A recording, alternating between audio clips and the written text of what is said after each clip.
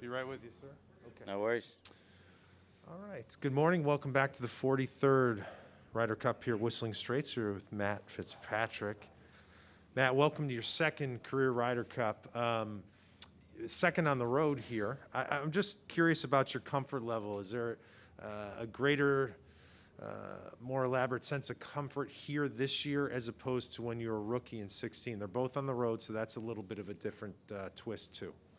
Yeah, definitely. I think there's a few things. My game, I didn't feel like was as good as it is now. Then, so I feel like it's much better nowadays, and my game's definitely changed a lot, hitting it further and various other things. I also think just knowing the guys in the European team better. I'd only had my card in 15 and 16, so I only got to spend a little bit of time with the guys on the team and other players during, regular weeks on tour. So now this is my 8th year, I think, on tour. So I know everyone really well now. So I think that makes a big difference, being able to feel comfortable going, just talking about anything with them, really. So.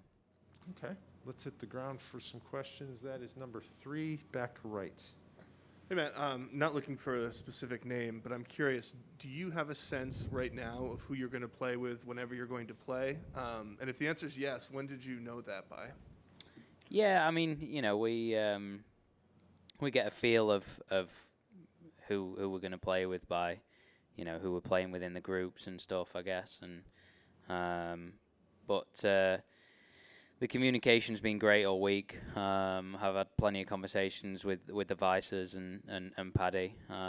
So I think early doors that he told us all that he wanted to make sure that we knew where we stood going into the week, and I think that's been really valuable for everyone, really. Just a quick to put you on the spot, you do know exactly in your whatever your first match is going to be, you know that, and you know who your partner will be. Yeah. Great. You can tell us if you like. I'm not going to be the one to throw Paddy under the bus. Fair enough. All right, we are going to Daniel 8. From the outside, it seems like it's hard to have more different golf courses than Hazeltine and Whistling Straits. But I'm curious, from inside the ropes, how different is this test versus the one you faced 5 years ago? Yeah, massively. I tried to forget Hazeltine pretty quickly. Yeah, that's how much I remember it. But it's very, very different. There wasn't much penalty for really, really wide shots in 2016, whereas here there is a penalty. You've got the lake down most holes, and you got random bushes in bunkers and bunkers that you didn't even know existed. So it's definitely a different test, and obviously you got the added wind as well. So the golf course is much better than I thought it was going to be for myself. So yeah, I was really pleased to see that it wasn't similar to 16. Kind of going off that, Stricker in his explanation for his captain's picks talked a lot about driving distance, how the stats said that was really important on this golf course. Are you getting that sense that it's like a bomber's course? I think there's obviously a handful of holes where it'd be nice to just carry it 340 through the air. But I wouldn't say it's like massive. It's not sort of glaringly obvious, in my opinion. I think...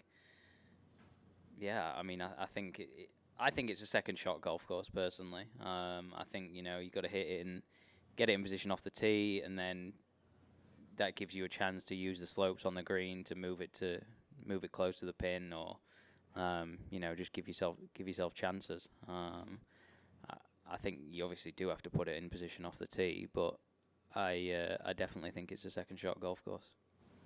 Well, right behind me, Mark 20. Hey, Matt. Just could you describe what Pulse means to this European side, and I have a follow-up on that.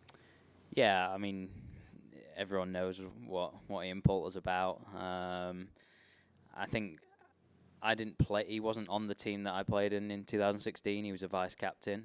And I've already noticed that there's kind of a different feeling having him play on the team. I think he kind of just almost, I don't know what the word is, but he kind of just gives you confidence. You know, you sort of see how he interacts with the crowd. You see how he goes about his days. You know, he's very, very switched on. He knows what to do. He's done plenty of these now, and I think for me, it's being around him has kind of helped me, you know, feel a bit more confident going into the week as well. So that's always a positive. Can you place yourself on the other side and imagine being an opponent when he gets on those rolls where he's going nuts and the bug eyes and the whole thing, and what kind of an effect that has if you're an opponent of his and he's on that roll? Yeah, I mean, when he's holding putts from everywhere, you just want to throw him in the lake, I'm sure. But he's, you just don't want to face that.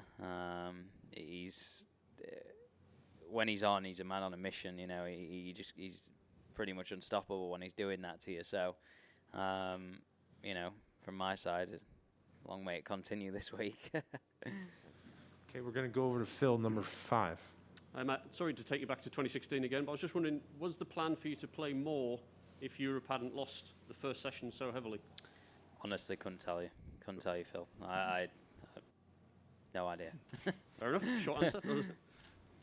Okay, right behind, number 7. And Matt, kind of just to piggyback off that, one of the hardest things that a captain has to do is to tell 4 of the world's best players that they're not going to be teeing it up in a session. Just curious how that news was broken to you in 2016 and how you took it. I mean, listen, I was a rookie. I didn't expect to be playing 5 matches. Obviously, of course, I want to play 5 matches. You know, regardless of how we're playing, I wanted to be part of it and experience it. But at the time, you know, disappointed, frustrated, really. But you know, I look back now and it made sense. I look at the way I was hitting it at the time, and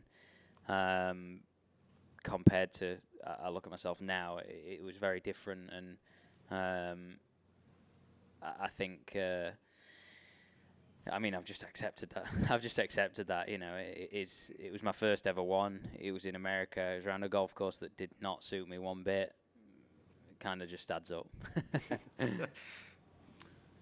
Number 7, back right. And hey, Matt, you mentioned hitting it further nowadays and it making you a better player. I'm just curious how that helps you tackle a golf course like this now versus, say, like a shorter hitting version of yourself would have. Shorter version, I can hit driver everywhere, so that's good. Now I'm hitting a few 3-woods, so that's progress. But yeah, I mean, there's just obviously a few holes that maybe they might move tees up that are drivable. All of a sudden, like, I wouldn't say comfortable, but I can drive it up by the green, you know, and that makes a difference. Rather than I don't have to really get after it. I can hit a normal one and it's going to be up there, and you know, make it easier for myself or my partner or whatever.